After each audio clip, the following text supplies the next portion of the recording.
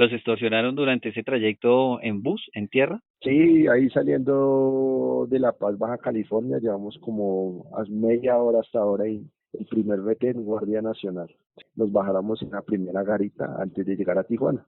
Entonces yo le dije, uy, pero ¿cómo hago para saber cuál es la primera garita? Si ahí le dan a usted un palito esos de bombón con una espuma, como con un poquito de crema y con eso usted medio se cepilla los dientes, cada uno pierde ahí la noción del tiempo. Yo veía que las mujeres llorando. Edwin, un colombiano que decide iniciar esta travesía hacia los Estados Unidos. Hoy nos va a estar aquí contando su historia y ustedes van a ser partícipes de todo lo que él vivió durante todo su trayecto. Esto es Enfrentando Fronteras.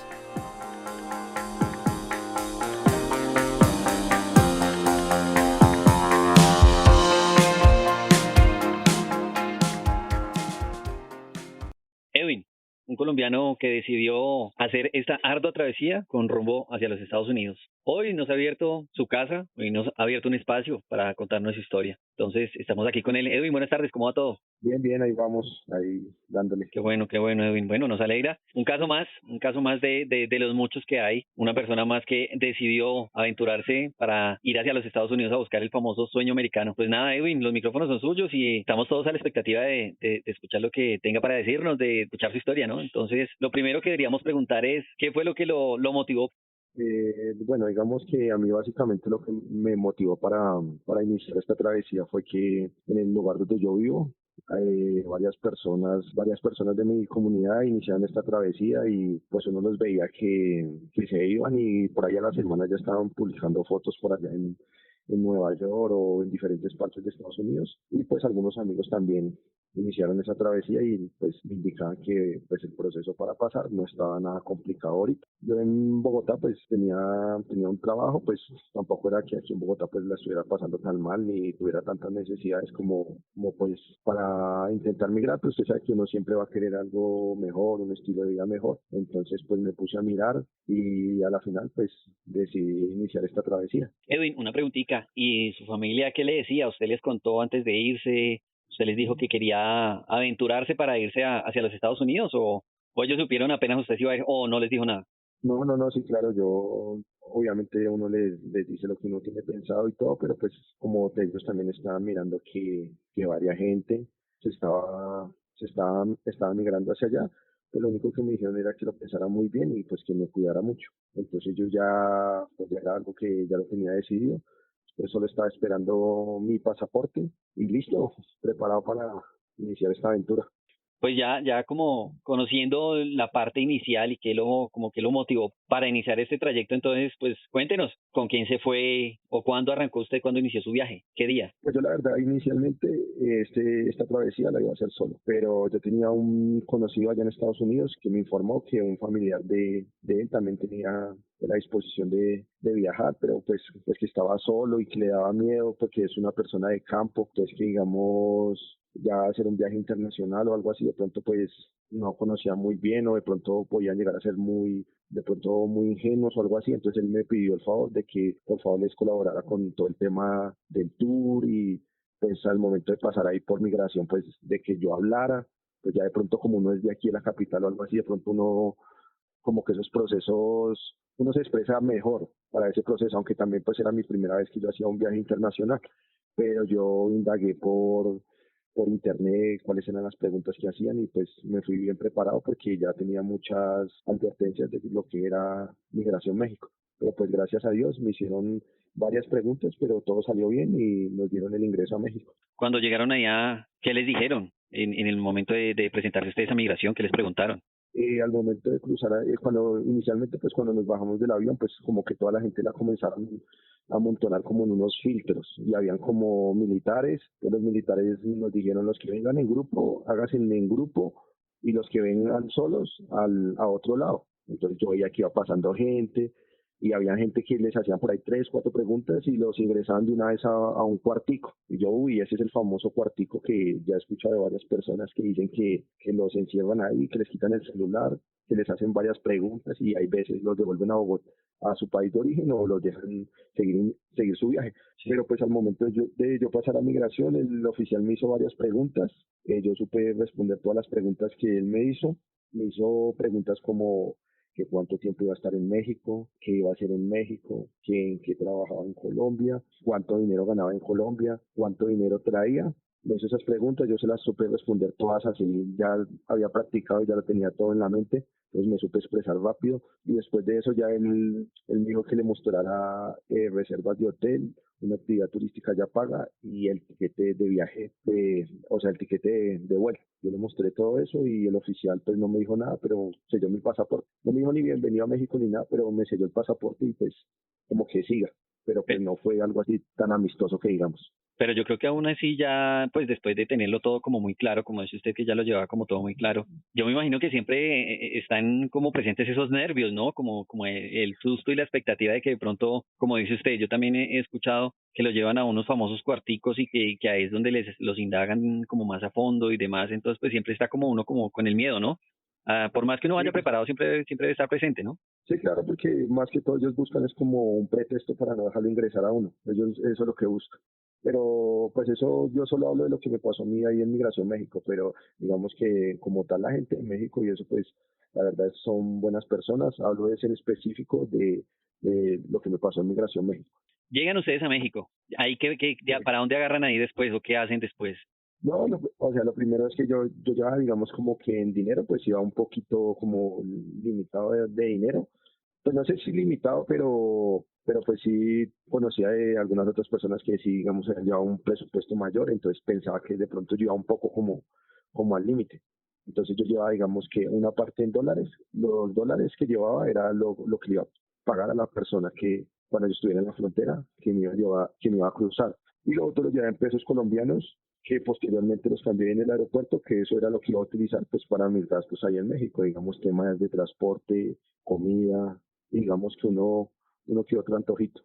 ¿Podemos saber con cuánto se fue usted, Edwin? ¿Cuánto exactamente llevaba usted en dinero? Yo iba con alrededor de 8 millones de pesos. 8 Eso millones de era pesos mi colombianos. presupuesto. Sí, 8 millones de pesos colombianos, Con más o eso, menos. sí. Eso era lo que llevaba. Ese Mm. era mi presupuesto. Ya usted había hecho cuentas anteriormente para, pues, como para saber que sí le alcanzaba. No, yo la verdad no había, o sea, cuentas como tal no había hecho y sabía que iba muy justo, pero pues de todas maneras, pues hay gente que se va con menos y llega. Entonces tocaba coger como quien dice, el riesgo. O sea, usted se fue, como decimos acá en Colombia, como a la de Dios. O a ver qué pasa. Me voy con eso y si llego bien y si no, pues hay que mirar qué se hace. Sí, sí, de todas maneras, yo de todas maneras tenía, digamos, como una especie de plan B o algo así en Ah, ya, caso ya. de que me llegara a quedar sin dinero o algo así, pues digamos que con las personas que yo iba en ese momento, pues ellas llevan, digamos, que un mejor presupuesto y pues como íbamos todos acompañados, pues no me iban a dejar botado en el camino. Bueno, además de que era usted quien nos estaba guiando a ellos, ¿no? Porque pues digamos que usted era como el que tenía más viveza y como el que tenía un poco más de experiencia, entre comillas, digámoslo así. Pues digamos que en cuanto a viveza, pues digamos, de pronto por lo que uno es de aquí en la capital y de pronto aquí, de pronto sea algo más de malicia y eso sí, pero digamos en cuanto a viajes y eso no, porque era mi primer viaje, pero más sin embargo yo sí ya había averiguado por dónde nos podíamos ir, por dónde era menos peligroso, por qué parte era menos peligroso cruzar, ya más o menos ya tenía todo eso claro y yo sabía que eso lo íbamos a hacer así. Edwin, ustedes hicieron como lo hacen normalmente o las personas que se aventuran a esta travesía, que llegan a México y de una se lanzan a pasar a cruzar la frontera, o ustedes sí disfrutaron sus días de, digámoslo así, de vacaciones, como lo hacen de pronto algunas de las personas que pues de pronto no se afanan, sino que disfrutan sus días pagos o su tour pago, porque pues generalmente siempre tiene uno que ir con su tour ya pago. ¿Ustedes sí lo disfrutaron o ustedes se aventuraron de una para irse a la frontera a entregarse a los Estados Unidos? No, yo digamos que con las personas que yo iba, ellos sí de una vez querían atacarse, a irse para la frontera. Entonces yo les dije que, bueno, ustedes quieren coger por dónde se van a ir o que aprovechemos que estamos acá en México, pues ya pagamos un tour, aprovechemos y pues conocemos lo que pagamos de tour y no nos ataquemos. Yo ya tenía un amigo que estaba allá en Estados Unidos y pues él me había dicho que pues que mucha gente llega y se ataca a irse para la frontera y pues no disfruta lo que es el viaje. y ya después de que uno ya esté en Estados Unidos, pues va a ser solo trabajo y tal vez de pronto esas vacaciones no se van a poder dar. Entonces, aprovechamos lo que fue el tour, conocimos lo que fue México, como si fuera un paseo normal, como si estuviéramos de turistas. Y ya después de que acabamos todo eso, pues ya ahí sí iniciamos nuestro proceso para llegar hacia la frontera. Lo que decíamos, hay muchas personas que se atacan o que lo hacen, no tanto, bueno, digámoslo, no así de esa manera como se atacan, sino que pues uno va como con ese miedo, ¿no? Que de pronto le dan ciertos días para uno tener la estadía ahí en México como para disfrutar de su tour. Y uno dice, bueno, si yo no me voy rápido, de pronto pueda que en el trayecto se presente algo y la policía me coja o algo y si se me acaban los días de estadía acá en México, porque pues no a todo el mundo le dan el mismo tiempo, ¿no? Eso depende.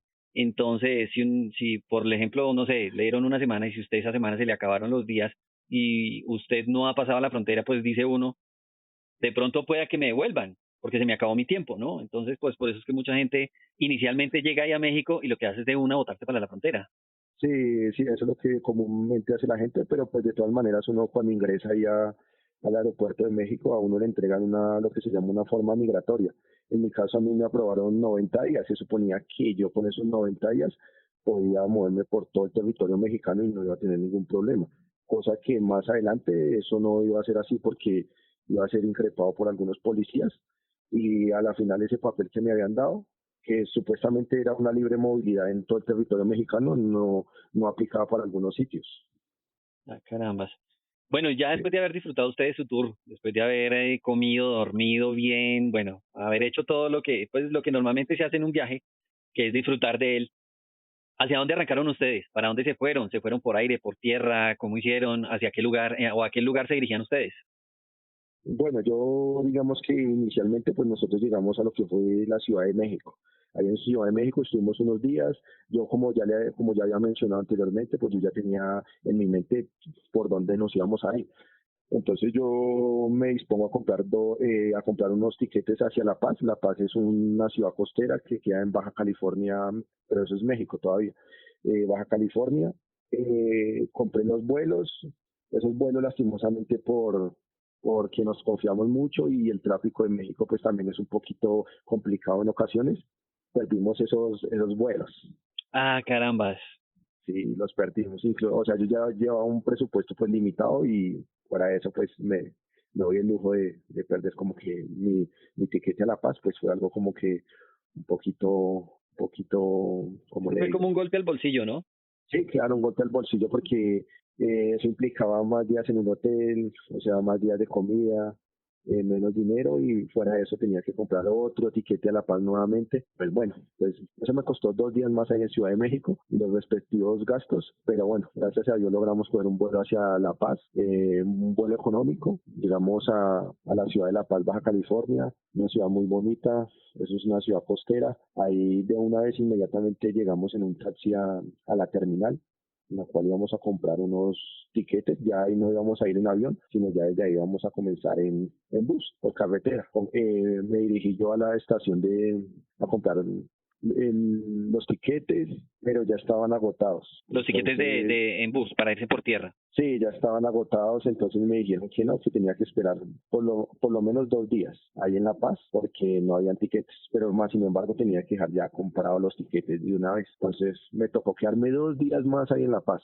Entonces, imagínense, más comida, más otro hotel, más gastos, pero bueno. Con esos 2 días que usted me dice que se quedaron ahí en La Paz, ¿ya cuántos días llevan ustedes entonces, digámoslo, en México? Con sus días de tour, más esos días que perdieron vuelo, más los 2 días que ya tenían allí en La Paz, ¿cuántos días ya llevan ahí ustedes? Ya llevamos en La Paz, con lo de La Paz ya llevamos 8 días. Sí, sí, sí, ok. Y pues para los que no conocen, desde La Paz, Baja California hacia Tijuana, alrededor son un viaje de 25 horas más o menos en bus. Son 25 horas de viaje. Entonces, pues nada, pues prepararnos para ese viaje. Obviamente yo sabía que de pronto ahí en ese viaje iban a haber retenes, cosa que fue así. Y ahí saliendo de La Paz fue el primer retén que tuvimos, fue con la Guardia Nacional y el Ejército. Disculpe, pregunta.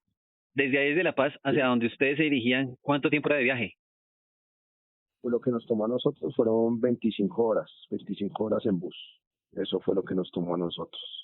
Salimos un martes y estuvimos llegando a Tijuana el día miércoles. Pero bastante tiempo en bus, ¿no? En un bus sentados. ¿Y el bus iba directo? ¿Era un viaje directo o hacía escalas o hacía paradas en alguna parte? No, eso es como, digamos que sí, claro, eso paraba en los diferentes pueblitos y obviamente se bajaba gente y se subía nueva gente. Entonces, sí, eso hacía varias paradas, pero no paradas tan largas, sino paradas de por ahí de 15 minutos máximo. Hizo algunas paradas y ya, de todas maneras, a mí, o sea, yo sabía que ya ese era el último tramo de nuestro viaje y ya estábamos ya prácticamente al otro lado.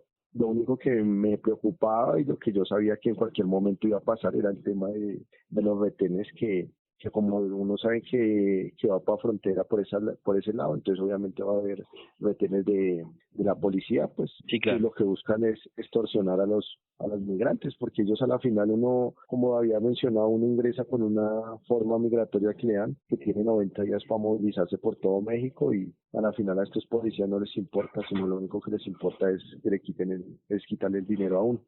¿Los extorsionaron durante ese trayecto en bus, en tierra? Sí, ahí saliendo de La Paz, Baja California, llevamos como a media hora hasta ahora y el primer retén, Guardia Nacional.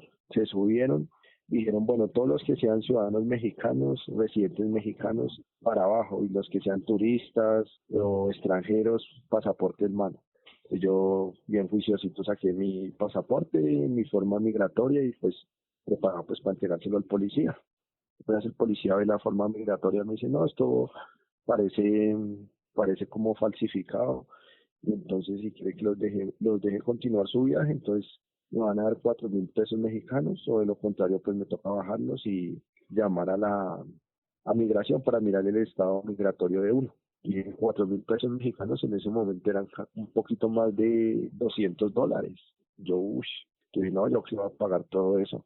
Entonces le dije al policía que no, que yo venía pagando, digamos que vacunas o extorsión desde Ciudad de México, entonces que no contaba con todo ese dinero en el momento, que si quería yo le podía dar 2.000 pesos mexicanos, pero que más no le podía dar porque hasta ahora estaba iniciando el viaje y todavía me quedan como 24 horas de viaje y sin saber qué retenes más habían hasta llegar a Tijuana. O sea, usted aplicó lo que decimos nosotros, la malicia indígena. Les dijo a ellos que ya usted anteriormente ha tenido que pagar algún tipo de extorsión y que Sí, aún claro. así, de ahí para adelante usted le dejó claro pues que iba a encontrar más retenes y que también le tocaba pagarles a ellos.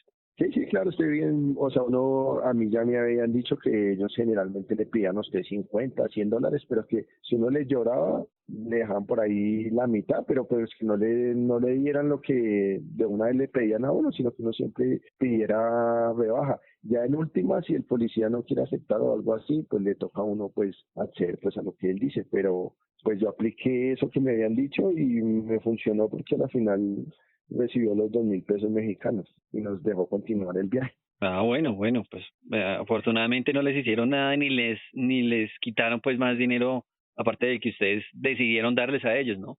Y más No, adelante, no, después de eso, ¿ah? hubo más extorsiones, encontraron más retenes.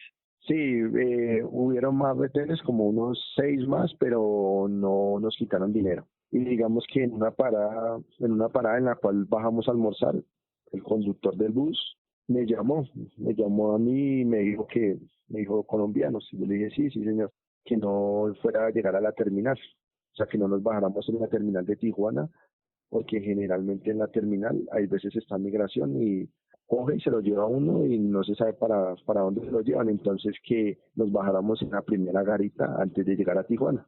Entonces yo le dije, uy, pero ¿cómo hago para saber cuál es la primera garita? Y el conductor me dijo, no, pues que no me afanara, que él apenas estuviéramos pasando por ahí, él me informaba para que nos bajáramos. Pero ¿Ah? muy buena gente ese señor, ¿no? Pues el haberles informado eso, el haberles dicho eso, porque pues ustedes digamos que eso no lo llevaban claro, ¿no?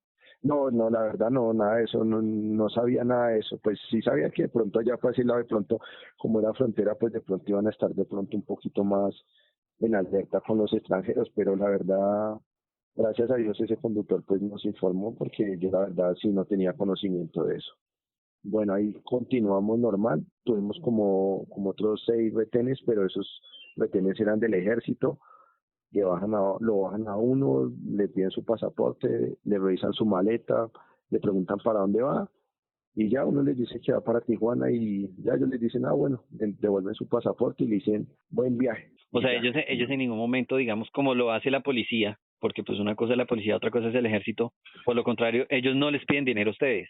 No, como tal el ejército en ningún momento me pidió dinero. Incluso yo en una ocasión un militar me preguntó que por qué iba a Tijuana. Pues de pronto para los que no saben, Tijuana es una de las ciudades más violentas de México. Entonces como que el turismo, ir a hacer turismo allá de pronto no sea algo así bien visto. O sea, digamos, ¿quién va a ir a hacer turismo a una ciudad que es Violenta. bastante violenta? Entonces el militar me preguntó que pues aquí iba para allá. Yo de una le dije que yo iba a ir a pasarme para el otro lado. Arriesgado, ¿no? Arriesgado usted haberle hecho eso, ¿no? No, yo ya tenía un amigo pues que ya está en Estados Unidos y él ya me había dicho que no les gusta que uno les diga la verdad porque ellos al igual, ellos ya saben a qué va uno. Entonces el militar se quedó mirándome y me volvió mi pasaporte y me dijo buen viaje. Llegamos gracias a Dios a Tijuana, ahí me contacté con la persona que era la que nos iba a recoger y nos iba a ir a llevar donde íbamos a hacer el cruce fronterizo. Cuando usted dice me contacté con la persona, es con el famosísimo, como lo conocemos muchos, el famoso coyote, ¿no? Sí, sí, esa es la persona que, digamos, uno se encarga de pagarle porque, digamos, o sea, en mi caso yo solo iba a ir a entregarme a las autoridades migratorias, no era que iba a seguir derecho ahí por el desierto y a caminar varios días, pues no, nada de eso. Yo desde el principio sabía que me iba a ir a entregar a las autoridades migratorias, pues para iniciar, digamos, como mi proceso. Pero entonces contacté a la persona, él me dijo ya en un ratico le envió un taxi, y nosotros estábamos ahí parados y al momentico llegó un taxi, al WhatsApp me llegó una foto de las placas del taxi y todo, entonces yo, bueno, listo, sí es el taxi. Nos montamos, ahí el taxista me dijo, los voy a llevar a un hotel, ahí se van a bañar, van a comer, se comen bien, descansen, porque a las 6 en punto voy a pasar por ustedes para realizar el cruce. O sea, las mismas personas que lo iban a llevar hasta el punto donde usted dice que se iba a entregar, ellos mismos le buscaron el hotel, les dijeron dónde se alojaran y demás, para así mismo ellos saber desde dónde los iban a transportar, ¿sí? Sí, claro, ellos todos, digamos que eso como que esas le organizan toda la logística. Sí, ellos le organizan todo a uno y uno nomás solamente pague. Es lo que uno hace. Sí, claro. Pues llegamos al hotel, yo estaba cansado porque pues de todas maneras fue un viaje de 24 horas, 25 y pues en el bus no había dormido, pues bien, uno no duerme, uno cierra los ojos, pero no es que duerma bien. Descansamos, ya después con la otra persona que íbamos salimos a buscar comida, obviamente ya solamente puros tacos, tortillas y todo pica, no consigue uno como que acostumbrado a su pollito o algo así cuando uno está de paseíto o algo así, no, la verdad por allá por ese lado no, y tampoco nos íbamos a poner a andar por ahí sin conocer. Sí, claro. No, y que normalmente para las personas de pronto que nos están escuchando y que no saben, aquí en Colombia no se suele comer picante, o sea, sí se come, pero en ciertas ocasiones, en ciertos momentos, no generalmente se hace todos los días, como lo pueden hacer allí en México, ¿no? Porque pues tengo entendido que allí muchas de las cosas que hacen o que se preparan son con picante, o la mayoría, en su mayoría, ¿no? En ciertas partes. Sí, eso sí es verdad, y le dicen a uno que no pica, y cuando le dicen a uno que no pica, es cuando más pica, pero pues bueno, son cosas que pasan. Bueno, ya entonces ya ahí nos bañamos todo, la persona en la cual nos iba a cruzar nos pidió una foto de cada uno de cómo íbamos a ir vestidos, nos tomáramos una foto individual y una foto en grupo y nos asignó a cada uno una clave. La clave era como la palabra de una fruta. O sea, digamos, usted manzana, usted pera, por si más adelante llegábamos, digamos, a tener algún percance, pues si nos pedían la clave, teníamos que saberla. Y obviamente esperando que llegaran las 6, llegó a las 6 y a las 6 en punto llegó el mismo taxista que nos había recogido. Fue el que llegó ahí al hotel, nos dijo, bueno, súbanse. Y yo ahí mismo me subí, activé mi ubicación GPS en mi celular, pues para mirar a ver si nos estábamos dirigiendo hacia la línea fronteriza o si íbamos hacia otro lugar, que yo ya en ese momento pues yo de pronto estaba un poquito como le digo, o sea, como ¿Como nervioso a la expectativa, podríamos decir? No, nervioso no tanto, sino como que como en la juega, que para dónde es que lo van a llevar a uno, sí. pues que uno no conoce, uno no sabe quiénes son esas personas, uno solo habla con ellos por celular, pero no sabe de verdad si se dedican a eso o a otra cosa. Entonces yo iba en mi celular mirando y yo me fijé que en vez de ir hacia la línea fronteriza estábamos bajando, o sea, nos estábamos alejando. Entonces yo le dije al taxista que Nos estaban llevando para otro lado. Sí, yo le pregunté al taxista que, bueno, compa, ¿qué pasa que no nos estamos alejando de la línea? ¿Para dónde nos lleva? Sí. ¿Qué le respondió? ¿Qué le respondió él? El taxista me dijo como que no me agüitara, que me dijo así, no te agüites, Colombia, que vamos es para, o sea, me toca ir por unas vías alternas porque el cruce de ustedes no va a ser propiamente por Tijuana, sino va a ser es un sitio que se llama como que creo que Tecate, no sé si es propiamente la ciudad, pero digamos que entre Mexicali y Tijuana. Entonces, obviamente ya el taxi comenzó a subir nuevamente acercándose a la línea fronteriza. Ya llegó ahí a un caserío y ahí en el caserío esperó que las personas que controlan, digamos, como que ese territorio de la frontera, que dieran como una señal para poder ingresar al territorio. Ya después de eso, ahí esperamos. La persona dio, por radio se comunican, dijo, sí, listo, ya pueden entrar y el taxi nos dejó en una avenida y ahí nos nos recibió un muchacho, ese muchacho era el encargado de llevarnos hacia donde íbamos a hacer el cruce. Ahí nos tocó caminar como 45 minutos por el desierto a la luz de la luna. O sea, ya eso fue en la noche con linternas o algo así o nada. No, nada, no linterna, nada, solamente a la luz de la luna íbamos caminando ahí por el desierto, íbamos con las personas que yo iba, éramos 4 y también había otro grupo de colombianos que eran otros 4 también. O sea, se encontraron todos. Sí, o sea, da la casualidad que el otro grupo también era de colombianos, había gente ahí de Medellín, de Bucaramanga, y bueno, nosotros que éramos de Bogotá. Okay. Entonces íbamos todos ahí en filita india y caminando pues a un buen paso, ya caminando ahí por el desierto y ya cuando de un momento a otro ya comenzamos a ver el muro. Ya ese muro se veía así como uno lo ve en las películas, grande, así yo, uy, pero ¿por dónde vamos a subir eso? Le pregunté al muchacho, al que nos iba guiando. Me dijo, no, ustedes no lo van a subir, usted lo van a bordear por una montaña que hay ahí, usted lo bordean y listo. Ya al otro lado bajan y ya ustedes miran si siguen o si se entregan a las autoridades. Y entonces ya vi la montañita, la subimos, no era una montaña tampoco tan grande, ahí en cuestión de 10 minutos la subimos y pues la bajada fue más fácil. Ya cuando nosotros íbamos bajando, pues ya venía ahí la patrulla fronteriza. Pregunta, Edwin, dentro del grupo que ustedes ¿iban niños, llevaban de pronto niños pequeños o solo eran adultos? No, en el grupo que nosotros íbamos, iba una menor de edad, que era la que iba con mi grupo. En el otro grupo sí ya eran muchachos ya entre los 20 y a 28 años, pero solamente iba una menor de edad. Ah, ok, pero no era tampoco como digamos una niña de brazos, una niña pequeñita. No, ya era una mujer más o menos entre los 16 y 17 años. Ya, ok, ya una señorita, ya grande, ya. Sí, un adolescente. Ok, listo. Oh, bien. Tenía como esa pequeña inquietud porque pues normalmente los niños cuando los tienen que transportar así, pues creería yo que es un poco más complicado el tema de caminatas y demás, pues con niños pequeños, ¿no? Sí, claro, me imagino que sí, pero pues ese no fue nuestro caso. Nosotros todos prácticamente éramos ya adultos. Sí, no, por eso tenía como la inquietud. Bueno, llegaron ustedes ahí y llegó la patrulla fronteriza. ¿Qué les dijo? ¿Para dónde los llevó? ¿O qué?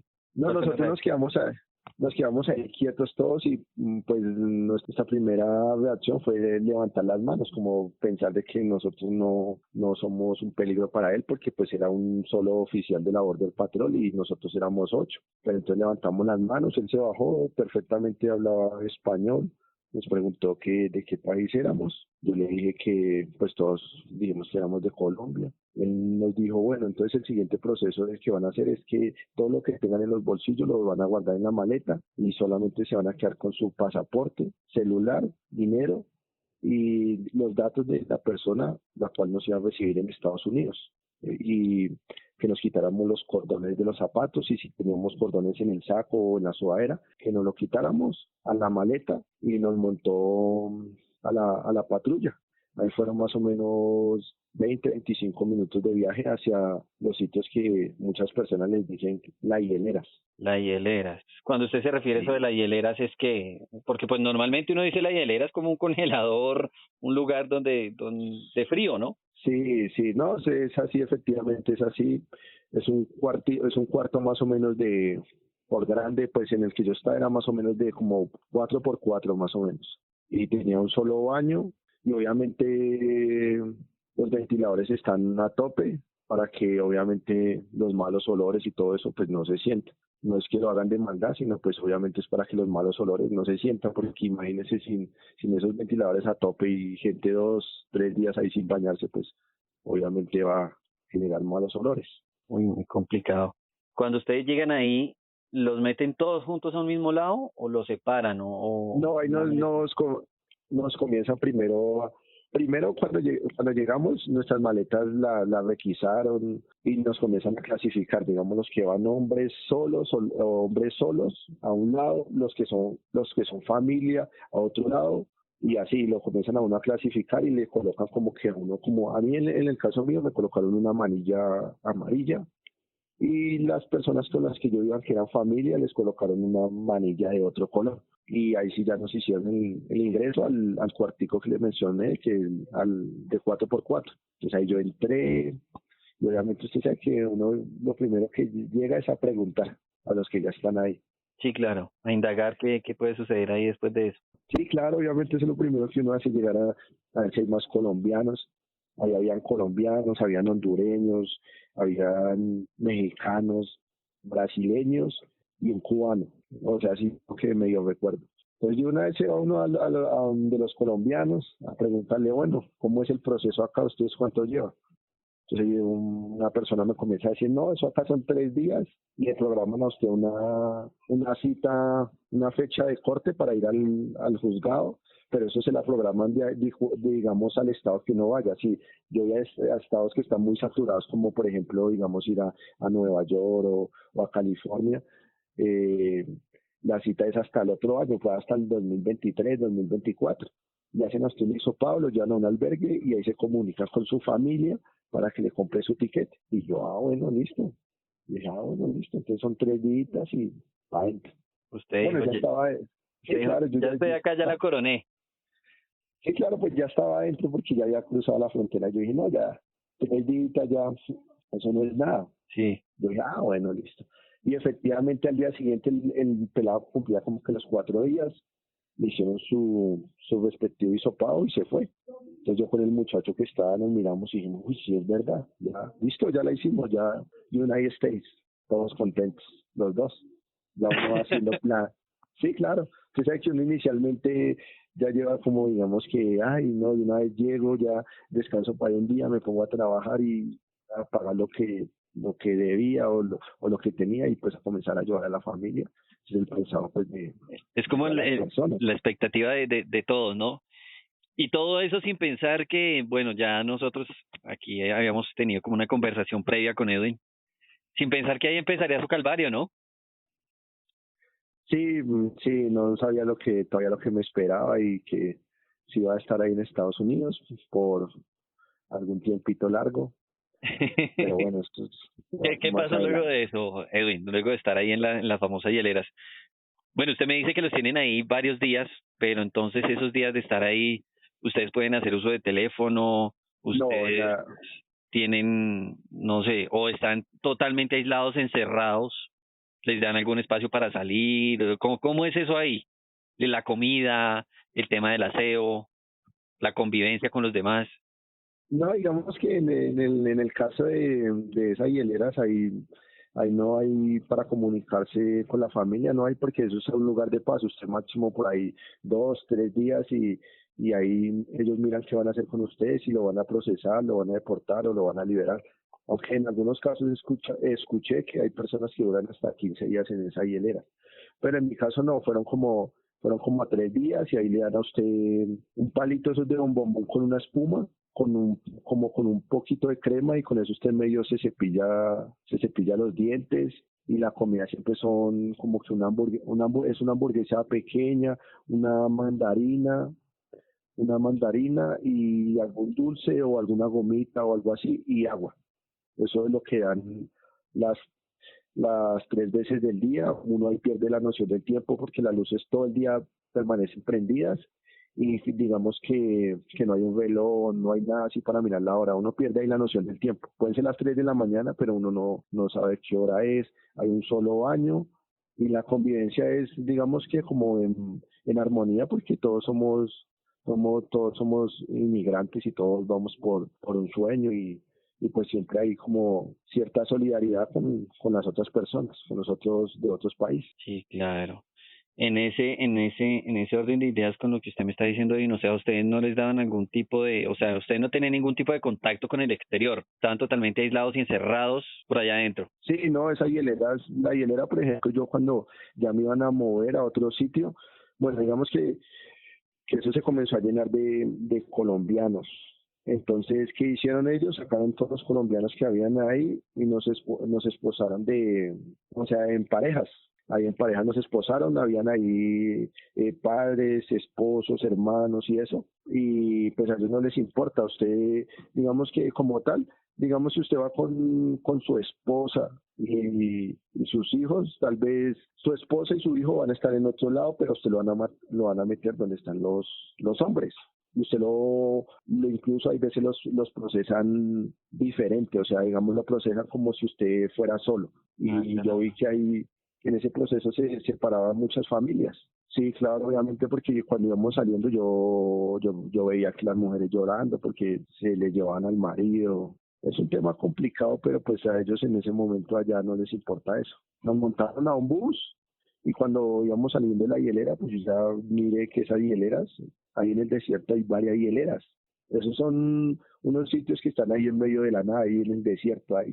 Y ya iniciamos nuestro viaje hacia San Diego, hacia una parte que se llama, no lo recuerdo si es Ontay o Ontay Mesa, algo así. Ahí fue donde nos llevaron. Allá es un sitio, parece como un salón grande con varias camas y ahí sí ya hay para ducharnos, pero le toca a uno bañarse y colocarse la misma ropa porque hasta ese momento no podíamos sacar nada de las maletas y la comida es la misma. Pero entonces ustedes ahí también iban, o sea, iban esposados, pero no podían tocar sus pertenencias.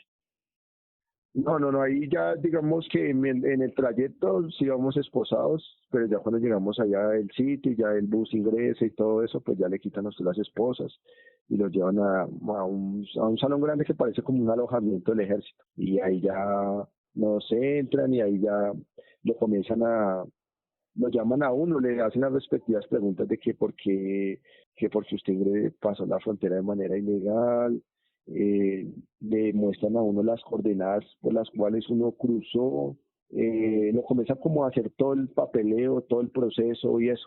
Entonces me llamaron a mí de primera, me preguntaron, me hicieron un poco de preguntas que por qué estaba huyendo de mi país, que si no sabía que cruzar la frontera de manera ilegal era un delito allá en los Estados Unidos, que si tenía miedo de volver a mi país, y me hicieron firmar varios papeles, me hicieron firmar varios. Yo preguntaba qué era lo que estaba firmando, pero pues ellos le dicen a uno, no, eso firme, y si quiere ponga las iniciales de su nombre, pero firme.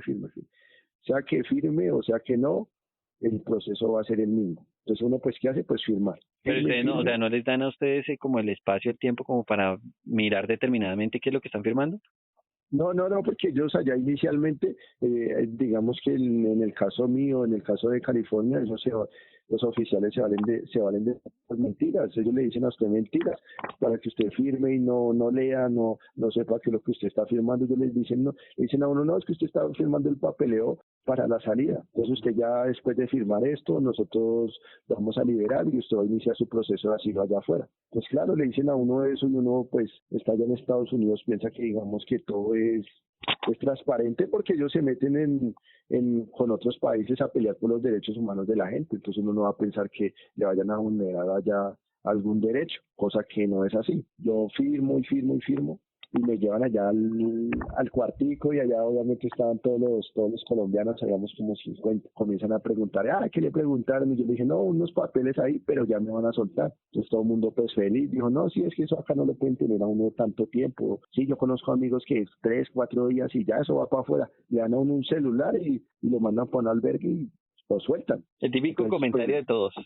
Eso ya sí, o sea, unos días y nos sacan. sí, obviamente eso siempre, como usted sabe que eso es como una balotilla. Entonces usted cruza la frontera y usted no sabe si lo van a soltar, lo van a deportar o lo van a mandar a un centro de detención. Esos son varios caminos y a mí me tocó el camino de llegar a un centro de detención. Ya luego de estar ahí, de que le hicieran esas preguntas y todo, lo trasladaron para otro lado.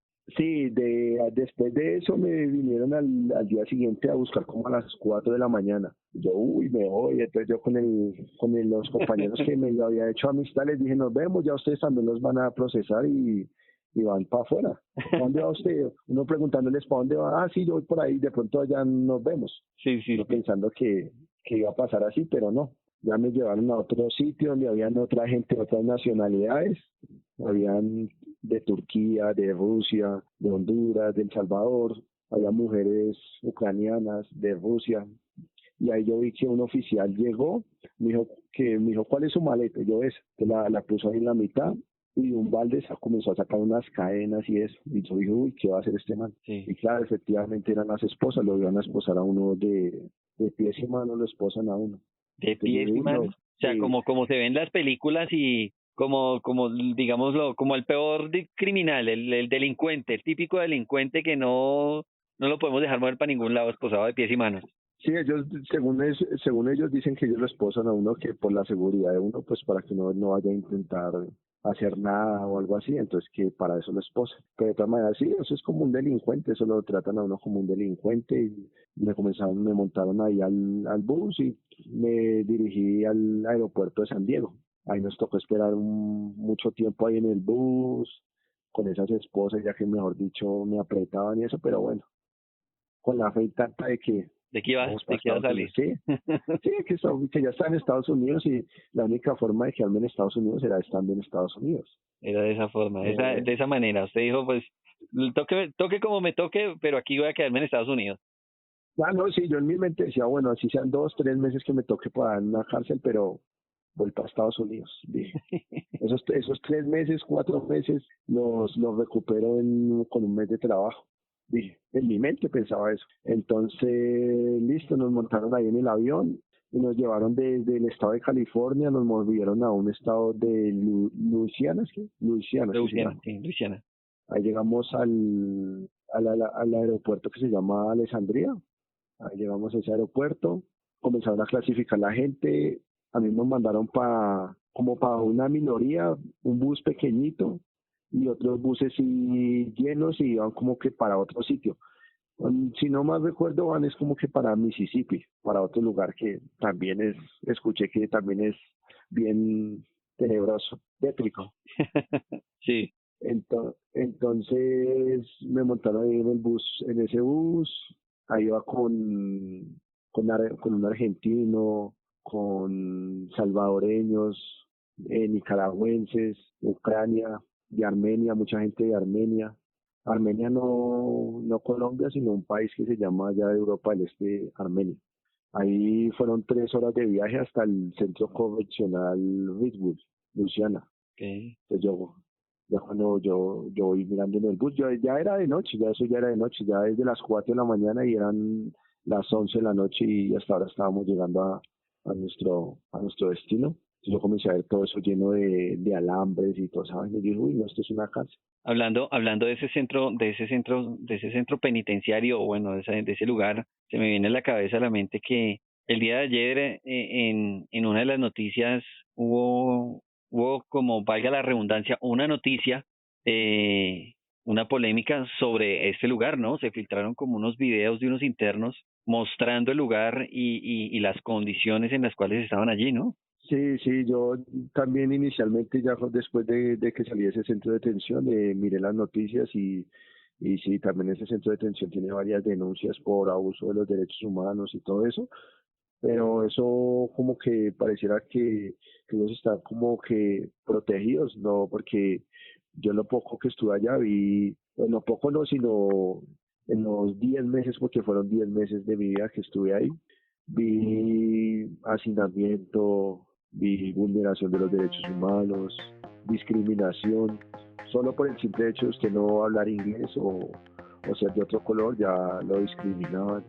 Vi muchas anomalías, pero pues uno allá está solo porque no hay nadie que le haga valer a uno los derechos, uno allá está a merced de ellos.